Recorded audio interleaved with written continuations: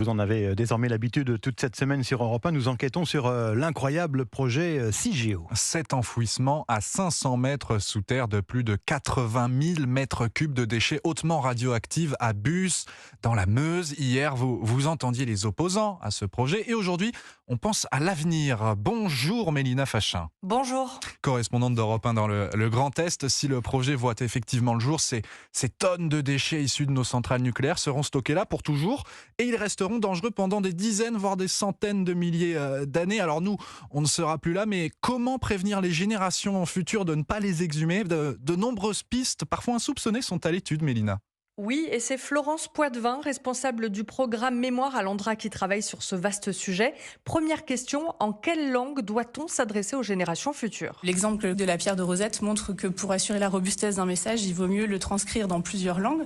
Par exemple, si on passe du français au chinois, à l'arabe, donc avec 3 alphabets différents, là on assure une plus grande robustesse. Ensuite, sur quel support inscrire ce message d'alerte ? Par exemple, le papier permanent, sa composition fait en sorte qu'il n'y aura pas de réaction d'acidification notamment qui vont le détériorer. Le papyrus ou des papiers chinois qui ont plus d'1 millier d'années se sont préservés en fait à travers le temps. D'autres pistes semblent plus farfelues. Une piste qui avait émergé, c'était celle d'un clergé atomique.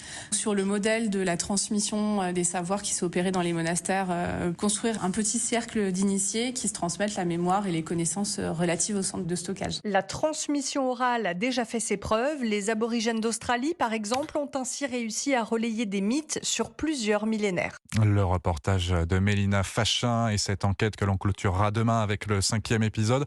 Nous verrons quelles sont les dernières étapes avant que ce projet CIGEO voit vraiment le jour, s'il est encore temps de faire marche arrière.